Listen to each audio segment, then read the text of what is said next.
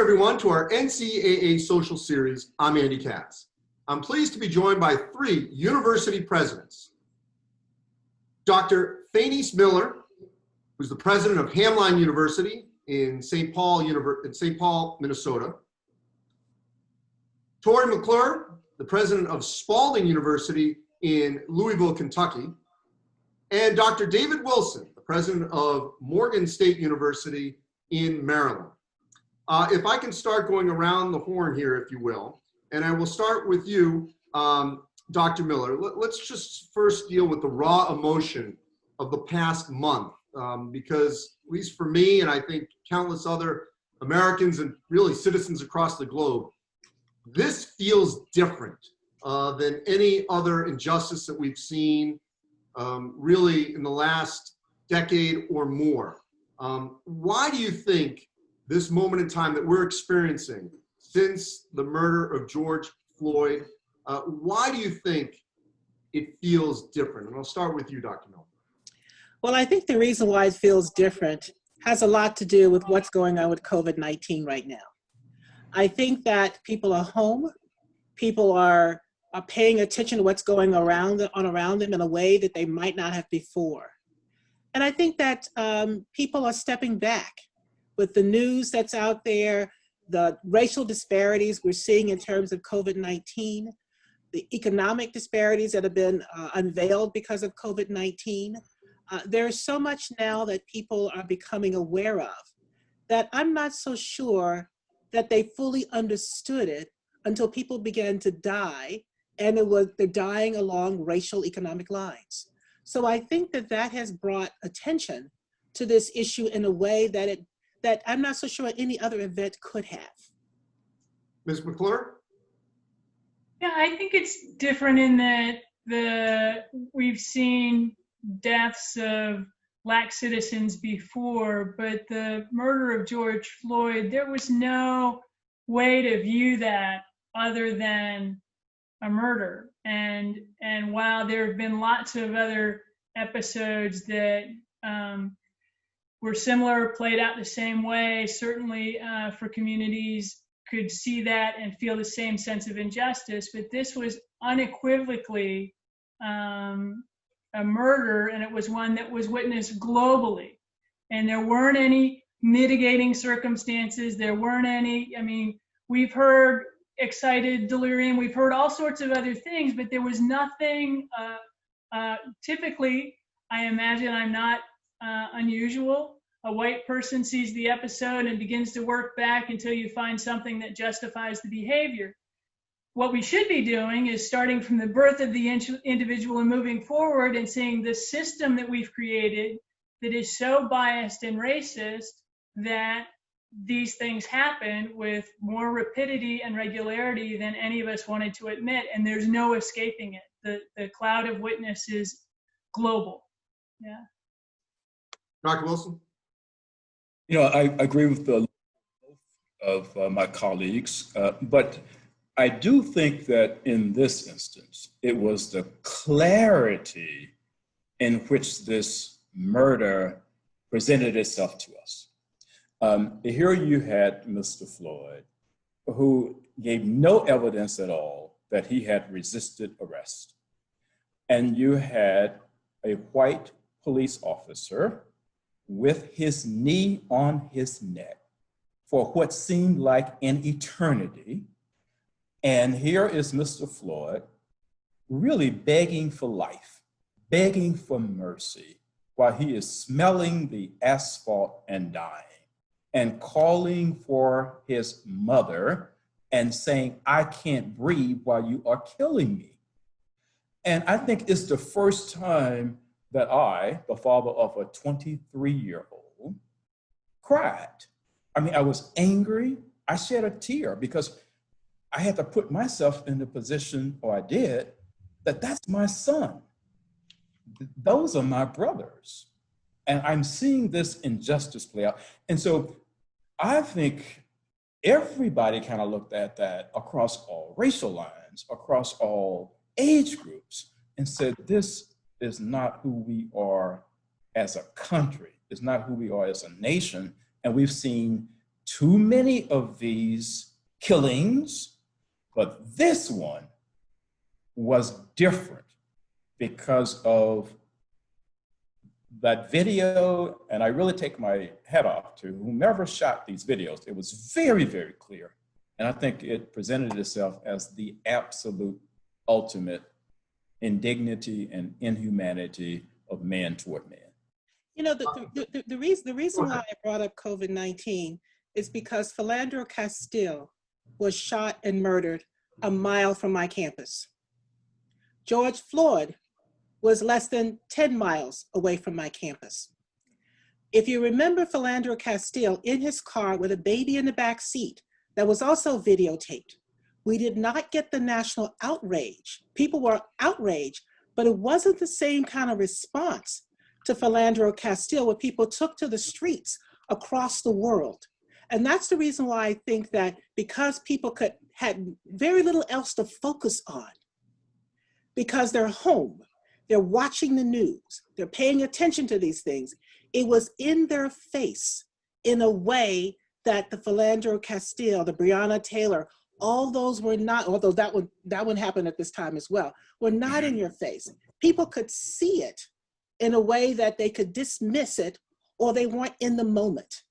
This is a moment where you couldn't turn away from it. You couldn't disregard it. It was there. It was there. So when I think about Philandro Castile in a car with a baby in the back seat, we did not as a nation respond in the same way. But we did with George Floyd because we had nothing else taking our attention away from it. So to that point, Dr. Wilson, Freddie Gray in the Baltimore area, you're in the state of Maryland. How much you agree with what Dr. Miller just said about the nation's focus? It might have been a big issue locally at the time with Freddie Gray, but it still didn't resonate as much. Well, that's, I think, in part because we did not see the literal life leaving Freddie Gray's body. And we saw it here, and we saw it in graphic ways. Now, here on our campus, we had a similar reaction. We had a similar reaction to the death of Fred Gray. We had a similar reaction to Michael Brown. We had a similar reaction to Trayvon Martin. And that reaction was, my students are saying, we are seeing so many young people die who look like us. And when Mr. Brown was killed, Andy, I went with my students to march across campus at that time too, the way I did with Mr. Floyd. And they were so angry. They were so upset. And I left the campus for an hour, and I got a call that I had 125 students in my office.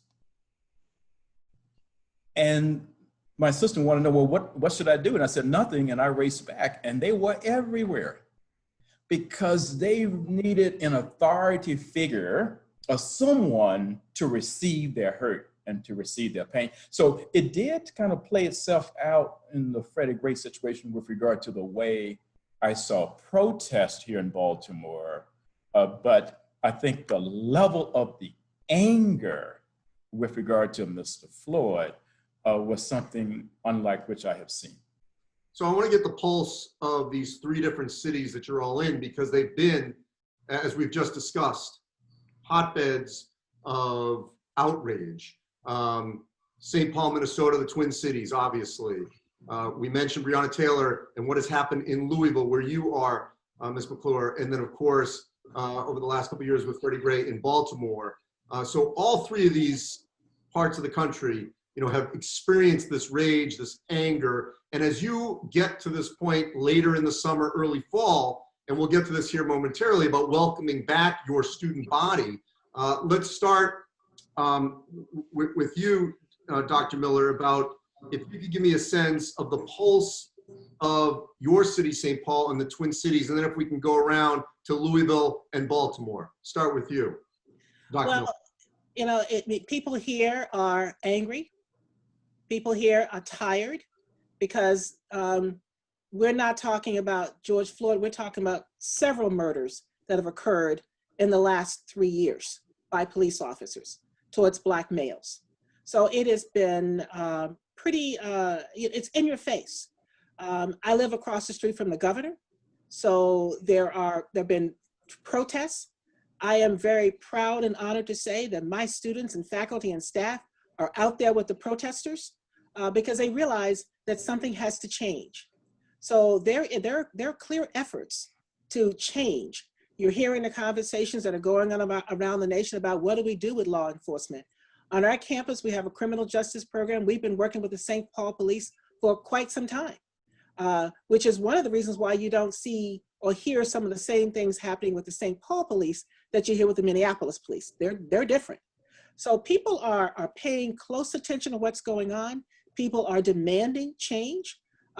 People are expecting change, and people are actively involved in moving that change forward. We are involved in every possible way. But while we're doing that, we're also trying to make sure that our neighborhoods and our staff and faculty heal, because they live in the communities. My campus is right smack in a community where a pharmacy was burned down, right basically on our campus. But I have faculty and staff who live in neighborhoods where there are no more grocery stores. There are no more gas stations. They're burned to the ground. So we're all trying to figure out how we heal. At the same time, we try and bring about justice and social change. That's what's going on here in the Twin Cities. So in Louisville, we had the death of Breonna Taylor, followed in close order with the death of David McAtee. And I think what's different with the intervening death of George Floyd is the sense, the sense of personal responsibility that I see colleagues feeling about this. In that, I've talked about, I was introduced to James Baldwin when I was a divinity student, and I thought I understood when he wrote about the weight of white people. I thought it was just like, okay, the Black community has to drag us around as an anchor. But when I watched that white police officer on the neck of George Floyd, the weight of white people took on a whole different meaning for me. And that sense of our campus is in the heart of downtown Louisville. A third of our students are from underrepresented minorities, mostly Black. And every building on our campus has had some form of vandalism. And I've admitted to being secretly proud of that because it means we're at the center of the need, the center of the outrage. And I want to make sure that that outrage is turned to some action from the white community to make sure that this doesn't, 20 years from now, we're not repeating the same outrage. Outrage is the first step toward hope. And the other thing I'm seeing, and my household is not uncommon in Kentucky. I'm out with the protesters protesting away. My husband's a member of the Police Foundation board. And so that sense of division that is being fanned in some circles is something that we really need to reach across as educators to not take sides so firmly that we can't hear the cries for justice that are coming from folks who really need to be heard. And what we're seeing in Baltimore is that, number one, there is a kind of a skepticism with regard to policing in the city. And it's been around for a while. But one of the byproducts of what unfortunately happened with Mr. Gray was that the federal government came in, and there was pretty much a decree in order, and they're kind of working their way through that. So it's a lot of mistrust on the part of law enforcement in our city. And our university did a couple of things. So shortly after Mr. Gray's death, I put in place a group here of about 30 people, a task force called Gray Days, Brighter Tomorrows. And we wanted to understand, as an anchor institution in Baltimore, what could we do for education, to promote economic development, and those kinds of things that we are seeing now on Earth as a result of COVID-19, these kind of disparities. And so we're moving those projects along, and people are really embracing of the economic development activity that Morgan State is leading in and around neighborhoods to bring supermarkets, because this is a food desert, had been. And so there's some excitement there. Then we had a unit on campus that was asked by the court to conduct a survey on the attitudes of Baltimoreans with regard to policing. And Andy, the results were unbelievable. So you had within the white upper class community, a really high regard for policing, and they somewhere between 75, 80%, felt very, very comfortable, and the police were doing what they wanted to do.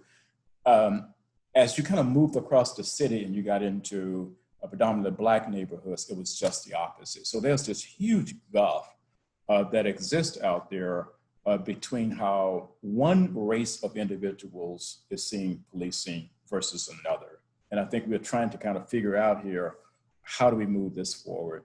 And then last, just a couple of days ago, there's an interesting discussion that is unfolding, or has now made its way through the city council and the mayor, where a certain amount of money, several $1 million now, is being redirected from policing toward social services programs, educational programs, and those kind of programs that hopefully can address some of these disparities. So in the end, you give young people here a greater hope. So this is a kind of a comprehensive, almost complicated piece that we're seeing unfolding here in our great city. All right, so I want to transition to what's going to happen in the fall. Dr. Miller brought up COVID-19, which is, it's not going anywhere in the short term. It's still hovering above us. It's obviously much more of an issue in different parts of the country. All these protests and rallies around the country have happened without college students being on campus. We know that college students on campus always are more inclined to rally, protest in any form, and that's what's happened for decades. So as presidents, how will you balance when we get to the fall, September, October, and the expectation that your students will get out and express their opinion, which they have been empowered to do, certainly by you and their coaches, if they're student athletes, and their peers and their faculty at this part of the year. And that would certainly, I would think, happen in the fall. But how do you balance that with also bringing back these students and your desire to make sure that they're wearing masks, they're social distancing when it comes to being in the classroom, walking around campus, because that's going to be a tightrope that everyone's going to have to balance essentially when the students are back in mass in the fall. And once again, I will start with you, Dr. Miller. Well, it certainly is going to be a balancing project, but I will tell you one of the things that we've done at Hamline that we'll figure out how to do. But for our first-time first-year students, they come back to campus early. And what we've always done is that we have them go out into the community and do service, because we want them to see that they're a member of a variety of different communities, not just one community, and what it means to be a member of a variety of different communities. And so we want them to see their connection to the community, not just to Hamline University. We will still figure out how do we make sure that they understand what are the opportunities for them to get involved in the community outside of Hamline. So we're working on that. But one of the things that we have done for the last few years is that we make sure that our students vote. Every student who arrives on our campus for the first time, the first day, at least by the second day, every last one is registered to vote. Every last student. So if they come to us unregistered, they are that very first year. So it's one of the reasons why we have a very high percentage of voters on our campus. So as they're doing this, we want them to pivot to think about this other social responsibility. And that social responsibility means voting, getting actively involved. But my students work for the mayor's office, they work for the governor's office, they work for our congressional delegation's office. So they're actively involved in these issues. And being involved in justice issues is a part of the DNA in Hamline. I'm saying that's wonderful, and I'm glad you educated us all on that. Yeah. But I'm also curious, how will you balance their want and need to get out and raise their voice with what's going on with COVID-19? I don't expect them to stop. That's what I'm saying to you. I expect our students to continue doing what it is they've always done. A significant number of my students are from Minnesota. They're going to remain involved in this issue because this issue touches their heart. Just like Tori talked about the percentage of her students who fall into particular, 43% of my incoming class last year was students of color. David can talk about this in a different way, and I'm a product in HBCU, so I understand what it's like to be on those campuses and how important these issues are for those students. So I don't expect my students to come back thinking this is an issue you put aside. This will be a part of classes.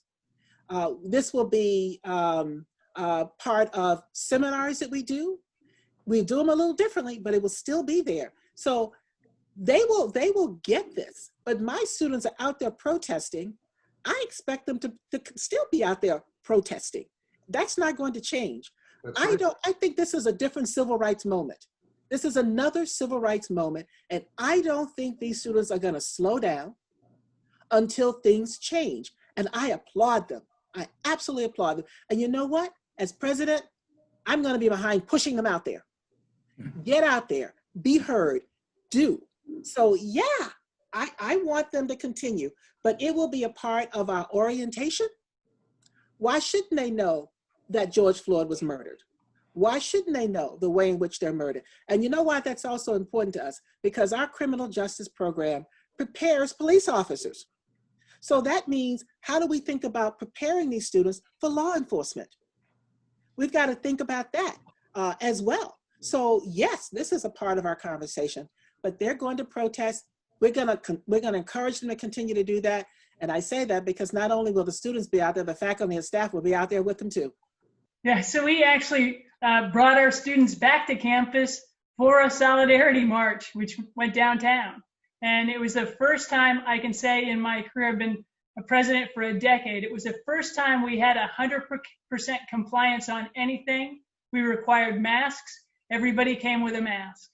And it was a proud moment for me. And unlike an HBCU, because we're a predominantly white institution, racism happens on our campus. And so we need to be aggressively anti-racist. I mean, really going after it. And it's not enough to remove the barriers that stand in front of our Black colleagues. We really do need to start knocking down the extra supports that go to white people. Merit aid is an issue that I've been battling against for years because it's inherently racist. It tends to favor the wealthy white student over other students. And yeah, the Ivy League has stopped doing it, but everybody else is in the game of giving merit assistance to folks with high test scores. And that biases very much toward wealthy and white students. And I've got off track there, and I apologize. No, go ahead. To Dr. Wilson. Dr. Wilson. Yeah, you know, protest and doing it peacefully is in the Morgan DNA. This is where the college sit-in movement started in America in the late 1950s, early 1960s. And this is where Dr. Martin Luther King delivered his first version of his I Have a Dream speech before he eventually perfected it and delivered it on the Washington Mall. He delivered it here at Morgan in a commencement speech in the early 1950s. I'm sorry, yes, in 1956. And so we expect our students to be involved in righting the wrongs. Our motto here is growing the future, leading the world, and you can't grow the future and be quiet, and you can't lead the world and not speak up. And we expect our students to be leaders in this space. And as you've heard from Tori and Fayneese, I'm going to be out there with them. Indeed, we had a march on campus 2 Saturdays ago, and guess who led it? I did. We had over 1,000 people, It was a very peaceful march. But if I had not been a part of that, the statement would have basically been even more, how could the president of Morgan State University not show the way, not embrace the students who basically wanted to speak up? So even though the students were not here, several of them came to participate in that. So I expect more of that in the fall. Now, because I had participated in that march, and I did notice that practically everybody, I really take my hat off to them, they had on masks, but I had to lead the way. And so this past week, I volunteered to go and get testing, which I did. And, thank God, it came back negative. And then I posted on social media to say to our students, you got to be responsible. And so when they return in the fall, we are putting together something that we are calling like a social pledge of interaction. What is that going to look like on campus? So everybody will be required to wear a mask. Everybody will be required to social distance, the way I'm sure Tori and Fayneese are thinking about it as well. And so if you participate in a march, and we fully expect that to happen because it's not going to go away, then you're going to have to go through those protocols. And then we're going to have periodic testing. There will be tracing, periodic temperature checks.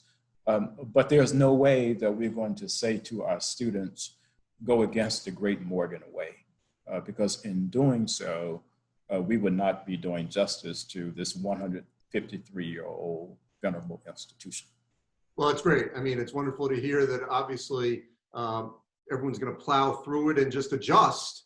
And we've seen that. I mean, the majority of rallies and protests we've seen, the majority of people are wearing masks. So people are adhering and balancing the two. I know none of you are a president of a Power 5 institution, but there has been a clear shift here in terms of the acceptance and the encouragement of student athletes to speak up, to be visible, and coaches are marching with their student athletes.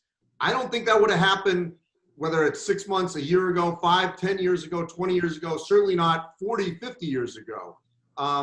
Dr. Miller, why do you think at the high profile, high major universities where, football, men's basketball are king and they're huge revenue for the institutions and for the NCAA, that there now is acceptance and encouragement for student athletes to speak up and not fear any reprisal whatsoever by doing so?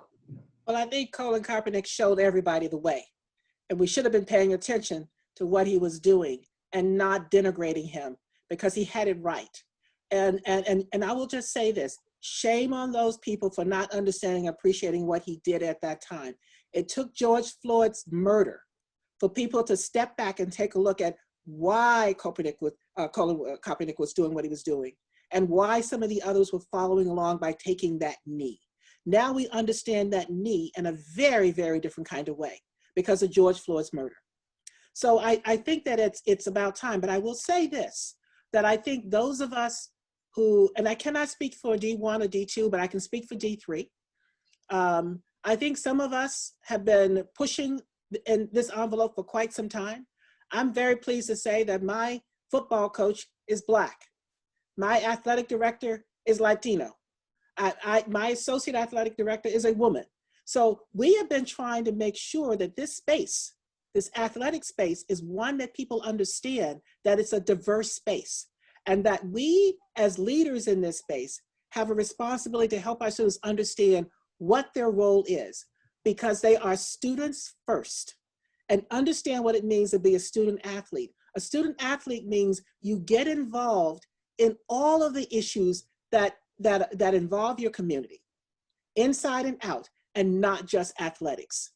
So I think now we've come to the realization that our students are not just athletes. And that's the reason why people are paying attention to this.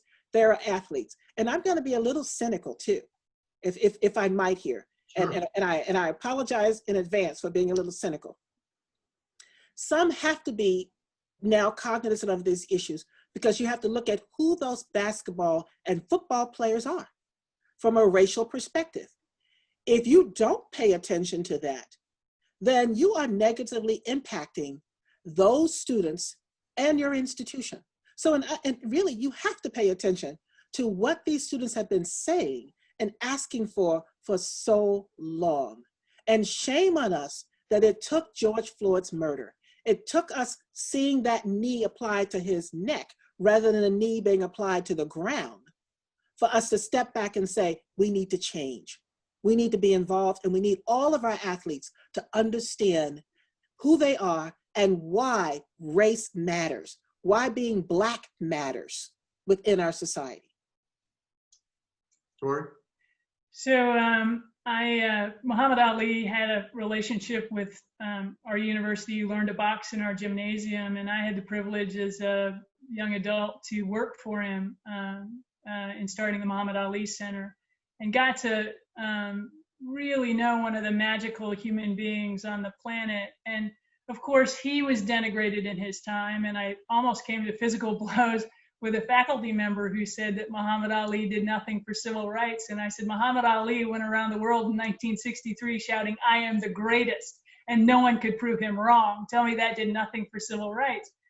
But that sense of the athlete showing the way, the athlete taking the courageous stand and paying a very high price for it. It cost Muhammad the prime of his boxing career, and it has cost Colin Kaepernick as well.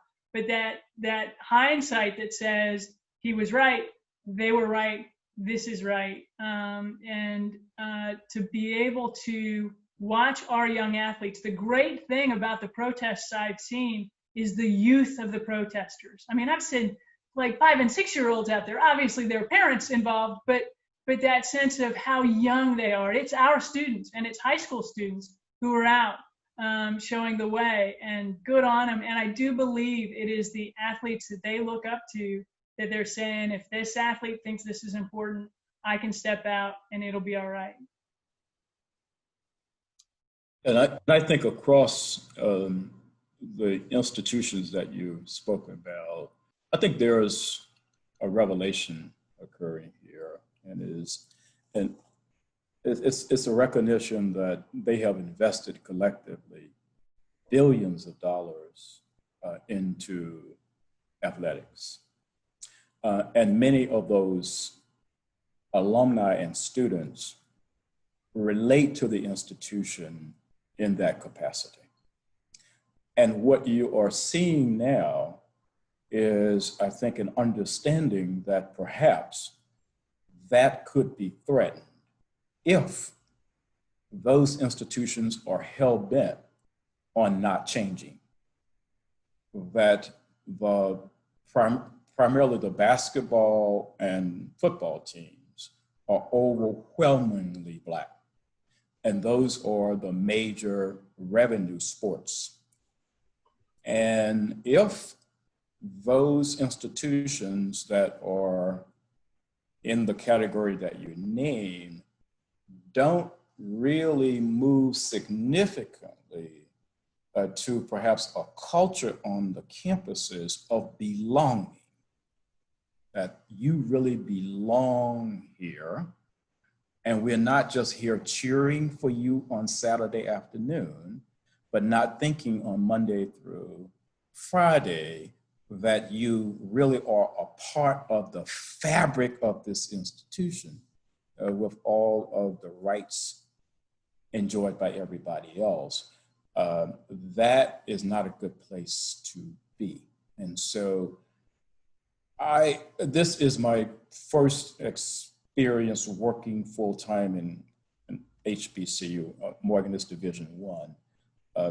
My entire career has been in major D1 institutions. I was at Rutgers for 8-9 years. I was vice president at Auburn for 11 years, and then a chancellor within the University of Wisconsin system before I came here. So I do have an understanding of this across the genres, if you will.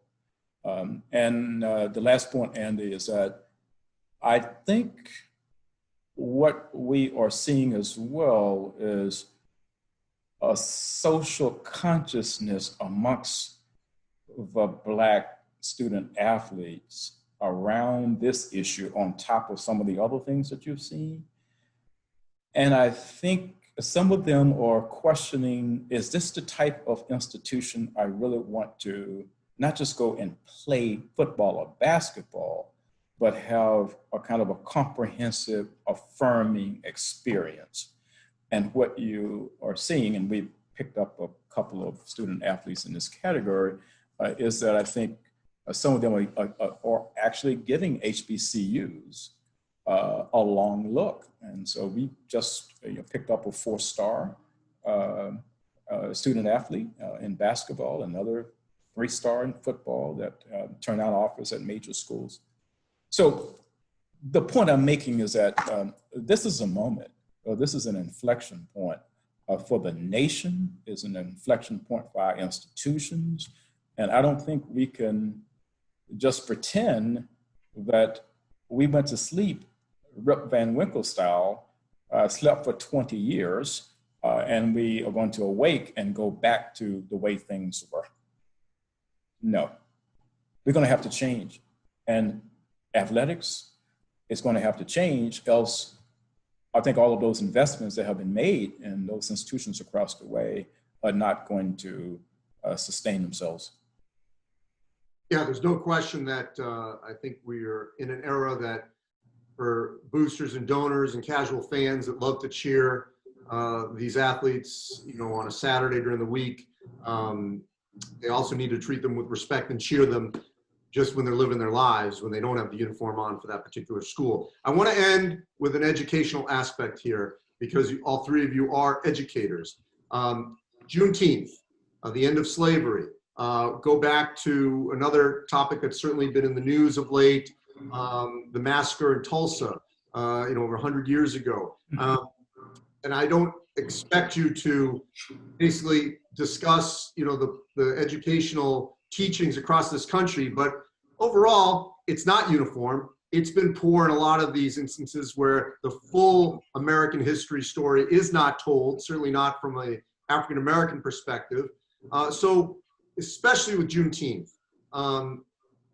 what does that date, that significance, that moment in history mean to each one of you, and how should it be even more emphasized throughout the curriculum if it's missed at the secondary school level, and how it really should be even more enforced in higher education? And I will start with you, as we have throughout the course of this, Dr. Miller. Well, Juneteenth is certainly an important day. And it always amazes me the number of people who don't understand the significance of that day for Black people in this country. I think that it's really important that our students understand and appreciate what Juneteenth is, why it is celebrated by so many of us, and connect it to what it is, what's happening now. We've come a long way since Juneteenth, but we need to let our students know that we still have a long way to go. As Martin Luther King said, we haven't yet reached the promised land. And we've got to figure out, how do we get to that promised land? And the only way we're going to do that is make sure that if they come to us and they don't understand race, if they don't understand the impact of slavery on what is happening today, then that is our responsibility as higher ed institutions, is help them make that connection in the way in which we teach, what we expose them to, and what we expect of them. I think we have to have our expectations high for them understanding who they are as people and what role they need to play in moving our nation forward. So Juneteenth is a very important date that all Americans should know about. And we need to start now. This is our moment to make sure that people understand the significance of that day and why these events today are so important that we pay attention to and we act on. Tori? So I am embarrassed to admit that for the first time, Spalding declared a holiday on Friday, June 19th. And we should have done it years ago. But for 155 years, slavery has been at an end. Legal slavery has been at an end. And we still have not found equal justice for all in this country. And the events we celebrate on the 4th of July are all based on the fruit of a poisonous tree, which was slavery. And we need to come to terms with that in different ways. And it's even bigger than that. It's the sort of the colonial models of the planet. I busted out of some trees in rural Kenya, 200 miles from the nearest road, and had Maasai children run screaming from me because of my white skin. And that wasn't about slavery. That was about white people being evil in that part of the world. And we need to recognize that the colonial history is not just here, it's worldwide. David? So for me, Juneteenth also represents this kind of suppression of the informing of individuals who were enslaved of the fact that they had been free. And when President Lincoln signed the Emancipation Proclamation, there were still white plantation owners who basically did not inform their slaves of that, and they kept them in slavery. And that word slowly then made its way to places like Oklahoma. And so when eventually they were told that, oh, you're free, and the question was asked, well, when did that happen? Of course, they said, well, it was some like 10th in June, right? And so that's sort of the way I understand, Juneteenth. So Juneteenth represents, for me, of course, the desire on the part of our nation at the time to continue to enslave a people, even though they had been set free. And then when you juxtapose that with regard to where we are today,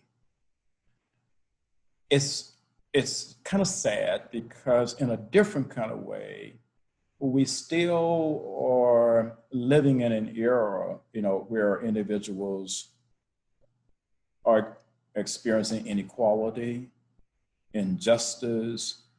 It's almost a different way of keeping individuals enslaved, a different kind of way. And so it has historical significance on the one hand, but then in celebrating it today, the question is, how do we remove that scourge, from our country and paint it differently and point it in a different direction? And I think that's sort of what you're seeing with the social unrest as well. And it's kind of interesting that these two are coming together at this period. I guess my last point is that if I were in a position, particularly in Tulsa, where I could wave the magic wand, I would go there with a reform package. I would go there with an intent to take that area of the United States that was the Black Wall Street, and we are going to make the $1 trillion investment and return at least this area to what it could have been if, for example, those race riots had not destroyed all of that Black wealth and all of that Black prosperity. So I would see it as a point of departure now to build a new kind of nation, perhaps using Tulsa as a model. And I would just echo again that I really think we need to continue to educate, redo the textbooks to make sure the Black Wall Street massacre is highlighted, and of course Juneteenth as well, because I think it's unfortunately been omitted too many times. This has been incredibly educational, I think, for everyone watching, informational, as all these chats have been over the last 13 weeks. I really appreciate the time and effort. Dr. Wilson, President McClure, Dr. Miller, for taking some time during your busy schedules. And more than anything, we all hope that you stay safe, a healthy return to campus. And as we know, your students will continue to be engaged in these important topics over the coming year and years. You can always check out all our coverage on our social series at ncaa.org/social series. We've got all 13 weeks archived right there for you to check out what we've done. And we're going to continue this every week, really, for the foreseeable future. We appreciate all the engagement. For everyone here on this discussion, I'm Andy Katz. Thanks for watching.